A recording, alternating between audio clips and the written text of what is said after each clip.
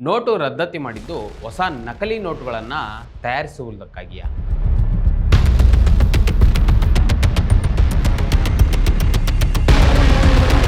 ಮೋದಿಯವರ ಗುಜರಾತ್ನಲ್ಲಿ ಅತಿ ಹೆಚ್ಚು ನಕಲಿ ನೋಟುಗಳು ಸಿಕ್ಕಿದ್ದೇಗೆ?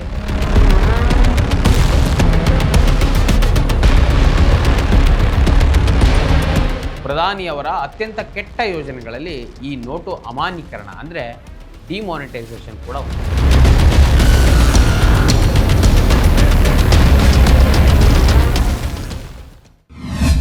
ನಮಸ್ಕಾರ, ಇದೀನ.comಗೆ ಸ್ವಾಗತ. ನಾನು ಮನೋಜ್ ಆರ್ ಕಂಬ್ಳಿ. ಪ್ರಧಾನಿ ನರೇಂದ್ರ ಮೋದಿ ಅವರು ಅಧಿಕಾರಕ್ಕೆ ಬಂದ ಮೇಲೆ ತಂದಂತಹ ಅನೇಕ ಯೋಜನೆಗಳು ಫೇಲ್ ಆಗಿವೆ, ಕೆಲವು ಮಾತ್ರ ಸಕ್ಸಸ್ ಆಗಿವೆ. ಆ ಸಕ್ಸಸ್ ಆದವು ಅವ್ಯಾವೂ ಕೂಡ ಭಾರತದ ದೇಶದ ಜನರಿಗೆ ಅನುಕೂಲವಾಗದೆ ಪ್ರಧಾನಿಯ ಸ್ನೇಹಿತರು ಮತ್ತು ಗುಜರಾತಿನ ಅಂಬಾನಿ ಅದಾನಿಯಂತಹ ಉದ್ಯಮಿಗಳಿಗೆ ಲಾಭ ಆಗಿದೆ.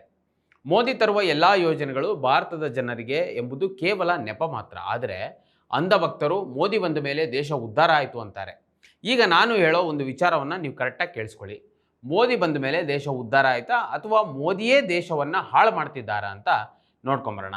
ಸ್ವಾತಂತ್ರ್ಯ ಹೋರಾಟ ಒಂದು ಕಥೆಯಲ್ಲ, ಮರೆಮಾಚಿದ ಹೋರಾಟಗಳ ಅನಾವರಣ. ಭಾರತದ ಸ್ವಾತಂತ್ರ್ಯ, ಕರ್ನಾಟಕದ ಏಕೀಕರಣ ಒಂದೇ ಹೋರಾಟದ ಎರಡು ಮುಖಗಳು. ಜೈ ಹಿಂದ್, ಜಯ ಕರ್ನಾಟಕ ವಿಶೇಷಾಂಕ ಈಗಲೇ ಓದಿ ಹಂಚಿಕೊಳ್ಳಿ. ದಯವಿಟ್ಟು ನೀವೆಲ್ಲರೂ ಈ ವಿಡಿಯೋವನ್ನು ಪೂರ್ತಿಯಾಗಿ ನೋಡಿ. ಈ ವಿಡಿಯೋ ಕೊನೆಯಲ್ಲಿ ನೀವೇ ಒಂದು ತೀರ್ಮಾನಕ್ಕೆ ಬರ್ತೀರಾ. 2014ರಲ್ಲಿ NDA ನೇತೃತ್ವದ BJP ಅಧಿಕಾರಕ್ಕೆ ಬರುವ ಮೊದಲೇ ಈ ದೇಶಕ್ಕೆ ಪ್ರಧಾನಿ ನರೇಂದ್ರ ಮೋದಿ ಅಂತ ಮೊದಲೇ ತೀರ್ಮಾನಿಸಲಾಗಿತ್ತು.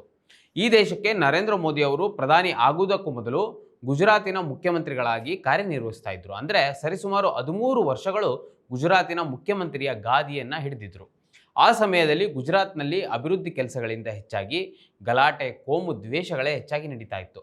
ಇದನ್ನು ಮೋದಿ ಅವರು ದೇಶದ ಅಧಿಕಾರ ಹಿಡಿದ ಮೇಲೆ ಸುಮ್ಮನಾಗ್ತಾರೆ ಅಂತ ನೋಡಿದರೆ, ಪ್ರಧಾನಿ ಹುದ್ದೆಗೆ ಬಂದ ಮೇಲಂತೂ ದೇಶದಲ್ಲಿ ನಡೆಯುತ್ತಿರುವ ಕೋಮು ದ್ವೇಷ ಇನ್ನಷ್ಟು ಹೆಚ್ಚಿತು. ಇನ್ನು BJP ಆಡಳಿತವಿರುವ ಬಹುತೇಕ ರಾಜ್ಯಗಳಲ್ಲಿ ಹಿಂದೂ ಮುಸ್ಲಿಂ ಜಗಳ ಸರ್ವೇ ಸಾಮಾನ್ಯ ಎನ್ನುವಂತಾಯಿತು. ಇವೆಲ್ಲ ಒಂದು ಕಡೆ ಆದರೆ, ನರೇಂದ್ರ ಮೋದಿ ಅವರು ಪ್ರಧಾನಿ ಹುದ್ದೆಗೆ ಏರಿದ ಮೇಲೆ ತಂದಂತಹ ಒಂದೊಂದು ಯೋಜನೆಗಳು ಭಾರತದ ಜನಸಾಮಾನ್ಯರ ಬಾಳು ಬೆಳಗುವುದರ ಬದಲು ಅವರ ಬದುಕಿಗೆ ಕೊಳ್ಳಿ ಇಟ್ಟ ಹಾಗೆ ಆಗಿದೆ.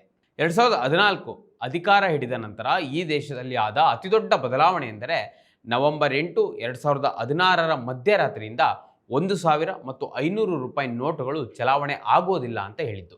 ಅಂದರೆ ಭಾರತದಲ್ಲಿ ಭ್ರಷ್ಟಾಚಾರ ಹೆಚ್ಚಿದೆ, ಭ್ರಷ್ಟಾಚಾರವನ್ನು ತಡೆಗಟ್ಟಲು, ಕಪ್ಪು ಹಣ ತಡೆಯಲು, ಇನ್ನು ನಕಲಿ ನೋಟುಗಳ ಚಲಾವಣೆಯನ್ನು ನಿಲ್ಲಿಸಲು ಈ ಕ್ರಮವನ್ನು ಕೈಗೊಳ್ಳಲಾಗಿದೆ. ಭಾರತದ ಪ್ರತಿಯೊಬ್ಬರೂ ಇದನ್ನು ಪಾಲಿಸಬೇಕು. ನಿಮ್ಮ ಬಳಿ ಇರುವ 1000 ಮತ್ತು 500 ರೂಪಾಯಿ ನೋಟುಗಳನ್ನು ಈ ತಕ್ಷಣ ಬ್ಯಾಂಕ್ನಲ್ಲಿ ಬದಲಾಯಿಸಿಕೊಳ್ಳಿ. ಈ ಕ್ರಮ ಈ ಕ್ಷಣದಿಂದಲೇ ಜಾರಿಗೆ ಬರ್ತದೆ ಎಂಬ ಸಂದೇಶವನ್ನು ಪ್ರಧಾನಿ ನರೇಂದ್ರ ಮೋದಿ ಅವರು ಮನ್ ಕಿ ಬಾತ್ನಲ್ಲಿ ಕೂತು ಹೇಳಿದರು. ಈ ಪರಿಣಾಮ ಹೇಗಿತ್ತು ಅಂದರೆ, ನಿಮಗೆಲ್ಲ ನೆನಪಿರ್ಬೋದು, ಈ ದೇಶದ ಕೋಟ್ಯಾಂತರ ಮಧ್ಯಮ ವರ್ಗದ ಬಡವರು ಬ್ಯಾಂಕ್ಗಳ ಮುಂದೆ ಕ್ಯೂ ನಿಂತು ದಿನಗಟ್ಟಲೆ ಕಾದು ಕಾದು ಅವರ ಬದುಕು ಬೀದಿಗೆ ಬಂತು. ಅದರಲ್ಲೂ ಸೂಕ್ಷ್ಮ, ಸಣ್ಣ ಮತ್ತು ಮಧ್ಯಮ ಉದ್ಯಮಗಳು ಮುಚ್ಚೇ ಹೋದವು. ಕೋಟ್ಯಾಂತರ ಜನರ ಬದುಕು ನರಕವಾಯಿತು. ATMಗಳ ಮುಂದೆ ಸರತಿ ಸಾಲಿನಲ್ಲಿ ನಿಲ್ಲುವ ಪರಿಸ್ಥಿತಿ ನಿರ್ಮಾಣವಾಯಿತು. ಆರ್ಥಿಕತೆಯಲ್ಲಿ ವ್ಯಾಪಕವಾದ ವ್ಯತ್ಯಾಸ ಕಂಡುಬಂತು. RBI ಗವರ್ನರ್ ಸೇರಿದಂತೆ ದೇಶದ ಪ್ರಮುಖ ಆರ್ಥಿಕ ತಜ್ಞರು ಇದನ್ನು ವಿರೋಧಿಸಿದರು. ಮೋದಿ ಸರ್ಕಾರ ಮಾಡ್ತಿರುವ ನೋಟು ಅಮಾನ್ಯೀಕರಣ ಅಂದರೆ ಡಿಮಾನಿಟೈಸೇಷನ್ ಕೋಟ್ಯಾಂತರ ಬಡವರ ಬದುಕನ್ನು ಕಿತ್ಕೊಳ್ತಾ ಇದೆ ಅಂತ ಎಚ್ಚರಿಕೆಯನ್ನು ನೀಡಿದರು. ಆದರೂ ಮೋದಿ ಸರ್ಕಾರ ಭಾರತದ ಜನರ ಮೇಲೆ, ಅದರಲ್ಲೂ ಬಡವರ ಮೇಲೆ ನೋಟು ಅಮಾನ್ಯೀಕರಣದಿಂದ ಗಾಯದ ಮೇಲೆ ಬರೆ ಎಳೆದಂತೆ ಮಾಡಿತು. ಈಗ ನಾವು ಮುಖ್ಯವಾದ ವಿಚಾರಕ್ಕೆ ಬರೋಣ. ಇಂದು ಭಾರತದ ಪ್ರಮುಖ ಪತ್ರಿಕೆಯಾದ ದಿ ಹಿಂದೂ ಪತ್ರಿಕೆಯಲ್ಲಿ ವಿಶೇಷ ಲೇಖನವನ್ನು ಪ್ರಕಟವಾಗಿದೆ. ಅದನ್ನು ಬರೆದವರು ಶಾಂಭವಿ ಪಾರ್ಥಸಾರಥಿ ಎನ್ನುವರು. ಈ ಲೇಖನದಲ್ಲಿ ಕೆಲವೊಂದು ಗಂಭೀರ ವಿಚಾರಗಳನ್ನು ಅವರು ನಮ್ಮ ಮುಂದಿಟ್ಟಿದ್ದಾರೆ. ಅದರಲ್ಲಿ ಪ್ರಮುಖವಾಗಿ 2014ರ ರಾಷ್ಟ್ರೀಯ ಅಪರಾಧ ದಾಖಲೆಗಳ ಬ್ಯೂರೋ ಅಂದರೆ NCRB ವರದಿ ಪ್ರಕಾರ ನೋಟು ಅಮಾನ್ಯೀಕರಣ ಆಗಿ 1 ದಶಕ ಕಳೆದ ಮೇಲೂ ಭಾರತದಲ್ಲಿ ನಕಲಿ ನೋಟುಗಳು ಇನ್ನೂ ಓಡಾಡ್ತಾ ಇವೆ ಅಂತ ಹೇಳ್ತದೆ. ಈ ದತ್ತಾಂಶ ಹೇಳೋ ಪ್ರಕಾರ ಕೋಟಾ ನೋಟು ಚಲಾವಣೆಯಲ್ಲಿ ಪ್ರಧಾನಿ ಮೋದಿಯವರು ಮೊದಲು ಮುಖ್ಯಮಂತ್ರಿಯಾಗಿದ್ದ ಗುಜರಾತ್ ಮೊದಲ ಸ್ಥಾನದಲ್ಲಿದೆ. ಭ್ರಷ್ಟಾಚಾರವನ್ನು ತೊಲಗಿಸಲು, ನಕಲಿ ನೋಟು ಚಲಾವಣೆಯನ್ನು ನಿಲ್ಲಿಸಲು ನೋಟು ಅಮಾನ್ಯೀಕರಣ ಅಂದರೆ ಡಿಮಾನಿಟೈಸೇಷನ್ ಮಾಡಲಾಗಿದೆ ಅಂತ ಹೇಳಿದ ಪ್ರಧಾನಿಯವರು 10 ವರ್ಷದ ನಂತರವೂ ತನ್ನ ರಾಜ್ಯದಲ್ಲಿ ಅತಿ ಹೆಚ್ಚು ನಕಲಿ ನೋಟುಗಳು ಚಲಾವಣೆ ಆಗ್ತಿರೋದನ್ನು ಮೋದಿಯವರು ಹೇಗೆ ಸಮರ್ಥಿಸಿಕೊಳ್ತಾರೆ ಅನ್ನೋದನ್ನು ನಾವು ಕಾದು ನೋಡಬೇಕಾಗಿದೆ. ಈಗ ಬನ್ನಿ ಅಂಕಿಅಂಶಗಳ ಸಮೇತ ಈ ವಿಚಾರವನ್ನು ನೀಟಾಗಿ ನೋಡ್ಕೊಂಬರೋಣ. NCRB ವರದಿ ಪ್ರಕಾರ 2024ರಲ್ಲೇ ಭಾರತದ ವಿವಿಧ ರಾಜ್ಯಗಳಿಂದ 54.15 ಕೋಟಿಗೂ ಅಧಿಕ ಮೌಲ್ಯದ ನಕಲಿ ನೋಟುಗಳನ್ನು ಅಥವಾ ಕರೆನ್ಸಿಗಳನ್ನು ವಶಪಡಿಸಿಕೊಳ್ಳಲಾಗಿದೆ. ವಶಪಡಿಸಿಕೊಂಡ ಕರೆನ್ಸಿಗಳಲ್ಲಿ ಸುಮಾರು 6,500,000 ರೂಪಾಯಿ ನೋಟ್ಗಳು ಮತ್ತು 1,00,000ಕ್ಕೂ ಹೆಚ್ಚು 2,000 ರೂಪಾಯಿ ನೋಟ್ಗಳು ಸೇರಿವೆ. ಇವುಗಳು ಭಾರತೀಯ ರಿಸರ್ವ್ ಬ್ಯಾಂಕ್ ಅಂದರೆ RBI ಮೇ 2023ರಲ್ಲಿ ಚಲಾವಣೆಯಿಂದ ಹಿಂತೆಗೆದುಕೊಳ್ಬೇಕು ಅಂತ ನಿರ್ಧರಿಸಿತು. ಆದರೂ ಸರ್ಕಾರ ಈ ನೋಟುಗಳನ್ನು ಕಾನೂನುಬದ್ಧವೆಂದು ಚಲಾವಣೆ ಮಾಡಲಾಗ್ತಾ ಇದೆ. ಇನ್ನು ಡಿಮಾನಿಟೈಸೇಷನ್ ಆದಮೇಲೆ ಅಂದರೆ ಕಳೆದ ಒಂದು ದಶಕದಲ್ಲಿ ಭಾರತದಲ್ಲಿ ಸುಮಾರು 638 ಕೋಟಿಗೂ ಅಧಿಕ ಮೌಲ್ಯದ ನೋಟುಗಳನ್ನು ನಕಲಿ ಅಂತ ಗುರುತಿಸಲಾಗಿದೆ. 2024ರಲ್ಲಿ ನಕಲಿ ನೋಟುಗಳು ಅಂತ ವಶಪಡಿಸಿಕೊಂಡ ನಕಲಿ ನೋಟುಗಳ ಮೌಲ್ಯ ಎಷ್ಟಂದರೆ 2016ರಲ್ಲಿ ನೋಟು ರದ್ದತಿ ಮಾಡಿದ್ರಲ್ವಾ ಅದಕ್ಕಿಂತ 3 ಪಟ್ಟು ಹೆಚ್ಚಾಗಿದೆ. ಅಂದರೆ ನೋಟು ಅಮಾನ್ಯೀಕರಣ ಆಗಿ 8 ವರ್ಷ ಕಳೆದ ಮೇಲೂ ಭಾರತದಲ್ಲಿ ನಕಲಿ ನೋಟುಗಳು ಹೆಚ್ಚಾಗಿ ಓಡಾಡ್ತಾ ಇವೆ. ಇದನ್ನು ನಾನು ಹೇಳ್ತಾ ಇಲ್ಲ, NCRB ದಾಖಲೆಗಳು ಹೇಳ್ತಾ ಇರೋದು. ಇನ್ನು ನಾವು ಕಂಡ ಅತ್ಯಂತ ಭೀಕರ ಪರಿಸ್ಥಿತಿ ಅಂದರೆ ಕೋವಿಡ್-19. ಆ ಕೋವಿಡ್-19 ಬಂದಂತಹ ಕಾಲದಲ್ಲಿ ಪ್ರಧಾನಿ ಮೋದಿ ಅವರ ಆಡಳಿತದಲ್ಲಿ ಈ ಸಾಂಕ್ರಾಮಿಕವನ್ನು ತಡೆಗಟ್ಟಲು ಅವರು ವಿಫಲವಾಗಿದ್ದಲ್ಲದೆ ಲಕ್ಷಾಂತರ ವಲಸೆ ಕಾರ್ಮಿಕರು ಬೀದಿಯಲ್ಲಿ ಸಾಯುವಂತೆ ಮಾಡಿದರು. ಸರಿಯಾಗಿ ಯಾವುದೇ ಕ್ರಮವನ್ನು ಕೈಗೊಳ್ಳದೆ ದಿಢೀರನೆ ಲಾಕ್ಡೌನ್ ಅನ್ನು ಮಾಡಿ ಕೋಟ್ಯಾಂತರ ಭಾರತೀಯರು ಒಂದು ರಾಜ್ಯದಿಂದ ಇನ್ನೊಂದು ರಾಜ್ಯಕ್ಕೆ ವಲಸೆ ಹೋಗುವ ಪರಿಸ್ಥಿತಿ ನಿರ್ಮಾಣವಾಯಿತು. ಇದನ್ನು ನಾನು ಯಾಕೆ ಹೇಳಬೇಕಾಯಿತು ಅಂದರೆ ಈ ಕೋವಿಡ್ ಅವಧಿಯಲ್ಲೂ ಕೂಡ ಸುಮಾರು 192 ಕೋಟಿ ಮೌಲ್ಯದ ನಕಲಿ ನೋಟುಗಳು ಕಂಡುಬಂದವು. ಅದಾದ ನಂತರ ಅಂದರೆ ಕೋವಿಡ್ ಮುಗಿದ 2 ವರ್ಷಗಳ ನಂತರ ಅಂದರೆ 2022ರಲ್ಲಿ ಸುಮಾರು 382 ಕೋಟಿ ಮೌಲ್ಯದ ನಕಲಿ ನೋಟುಗಳು RBI ವಶಪಡಿಸಿಕೊಳ್ತು. ಈ ದತ್ತಾಂಶದಲ್ಲಿ ಕಂಡುಬರುವ ಅಂದರೆ ಮೋದಿ ಕಾಲದ ಇನ್ನೊಂದು ಮೋಸವೇನೆಂದರೆ ವಶಪಡಿಸಿಕೊಂಡ ನಕಲಿ ನೋಟುಗಳಲ್ಲಿ ಹೊಸದಾಗಿ ಪ್ರಿಂಟ್ ಮಾಡಲಾದ 500 ರೂಪಾಯಿ ಮತ್ತು 2,000 ರೂಪಾಯಿ ನೋಟ್ಗಳೇ ಹೆಚ್ಚು. 2024ರಲ್ಲಿ ಅಧಿಕಾರಿಗಳು ವಶಪಡಿಸಿಕೊಂಡ 500 ರೂಪಾಯಿ ನೋಟ್ಗಳ ಸಂಖ್ಯೆ ಎಷ್ಟಂದರೆ 2016ರಲ್ಲಿ ಡಿಮಾನಿಟೈಸೇಷನ್ ಆದ ವರ್ಷಕ್ಕಿಂತ 4 ಪಟ್ಟು ಹೆಚ್ಚು ಮತ್ತು 2,000 ರೂಪಾಯಿ ನೋಟ್ಗಳ ಸಂಖ್ಯೆ ಎಷ್ಟಂದರೆ 2017ಕ್ಕಿಂತ 2 ಪಟ್ಟು ಹೆಚ್ಚು. ಪ್ರಧಾನಿ ಮೋದಿ ಅವರ ಸರ್ಕಾರಕ್ಕೆ ಗೊತ್ತಿಲ್ಲದೆ 100 ಕೋಟಿ ರೂಪಾಯಿ ನಕಲಿ ನೋಟುಗಳು ಭಾರತದಲ್ಲಿ ಚಲಾವಣೆ ಆಗ್ತಿವೆ.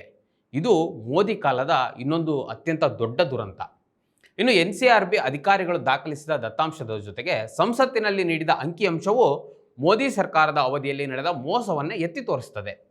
ಸಂಸತ್ತಿನ ದತ್ತಾಂಶ ಏನು ಹೇಳುತ್ತೆ ಅಂದರೆ 2020, 21 ಮತ್ತು 24, 25ರ ನಡುವೆ ದೇಶಕ್ಕೆ ಪ್ರವೇಶಿಸಿದ್ದ ನಕಲಿ ನೋಟುಗಳ ಸಂಖ್ಯೆ ಎಷ್ಟಂದರೆ 11 ಲಕ್ಷ.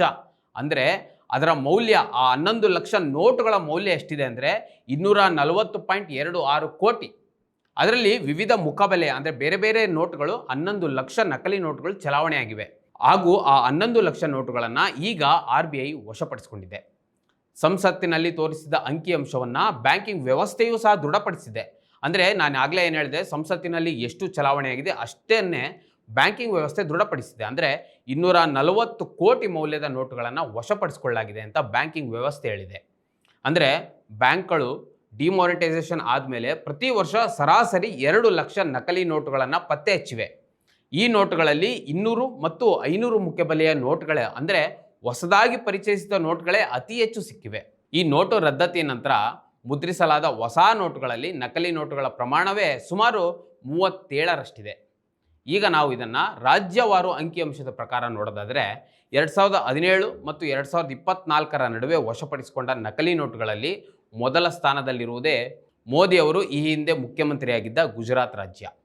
ಗುಜರಾತ್ ಒಂದೇ ರಾಜ್ಯದಲ್ಲಿ ಸುಮಾರು 355.72 ಕೋಟಿಯಷ್ಟು ಮೌಲ್ಯದ ನಕಲಿ ನೋಟುಗಳು ಪತ್ತೆಯಾಗಿವೆ. ಅಂದರೆ ಈ ದೇಶದಲ್ಲಿ ವಶಪಡಿಸಿಕೊಂಡ ಎಲ್ಲ ನಕಲಿ ಕರೆನ್ಸಿಗಳ ಅರ್ಧಕ್ಕಿಂತ ಹೆಚ್ಚು ಪತ್ತೆಯಾಗಿರೋದು ಒಂದೇ ರಾಜ್ಯದಲ್ಲಿ, ಅದು ಗುಜರಾತ್ನಲ್ಲಿ. ಪ್ರಧಾನಿ ಮೋದಿ ಅವರ ತವರು ರಾಜ್ಯದಲ್ಲಿ ಇಷ್ಟೊಂದು ನಕಲಿ ನೋಟುಗಳು ಪತ್ತೆಯಾಗಿವೆ ಅಂದರೆ ಪ್ರಧಾನಿಗಳು ನಕಲಿ ನೋಟುಗಳ ಚಲಾವಣೆಯನ್ನು ನಿಲ್ಲಿಸಲೆಂದೇ ತಂದ ಡಿಮಾನಿಟೈಸೇಷನ್ ಏನಾಯಿತು? ಈಗ ಈ ಪ್ರಶ್ನೆಗೆ ಪ್ರಧಾನಿಗಳು ಉತ್ತರಿಸುವರೆ. ಇನ್ನು 2ನೇ ಸ್ಥಾನದಲ್ಲಿ ಮಹಾರಾಷ್ಟ್ರವಿದೆ. ಮಹಾರಾಷ್ಟ್ರದಲ್ಲಿ ಸುಮಾರು 100 ಕೋಟಿ ಮೌಲ್ಯದ ಕರೆನ್ಸಿಗಳು ಪತ್ತೆಯಾಗಿವೆ. ಇನ್ನು 3ನೇ ಸ್ಥಾನದಲ್ಲಿ ಕರ್ನಾಟಕವಿದೆ. ಕರ್ನಾಟಕದಲ್ಲಿ ಸುಮಾರು 50 ಕೋಟಿ ಮೌಲ್ಯದ ಕರೆನ್ಸಿ ಪತ್ತೆಯಾಗಿವೆ. RBIನ ದತ್ತಾಂಶದ ಪ್ರಕಾರ ಈ ವರ್ಷದ ಮೇ ತಿಂಗಳ ವೇಳೆಗೆ ಸುಮಾರು 174 ಶತಕೋಟಿ ನೋಟುಗಳು ಈಗ ಭಾರತದಲ್ಲಿ ಚಲಾವಣೆ ಆಗ್ತಾ ಇವೆ.